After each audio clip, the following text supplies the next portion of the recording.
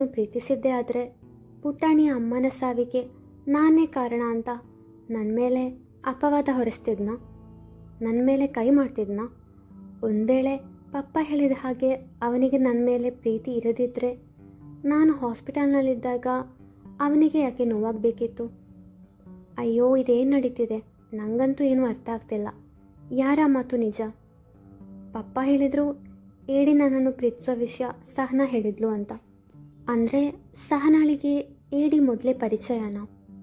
ನಾಳೆ ಅವನು ಬರ್ತಾನಲ್ಲ, ಆಗ ಅವನನ್ನು ನೇರವಾಗಿ ಕೇಳ್ತೀನಿ. ಎಲ್ಲ ಇತ್ಯರ್ಥವಾಗಲಿ, ನನಗೂ ಸಾಕಾಗಿದೆ ಇವೆಲ್ಲ.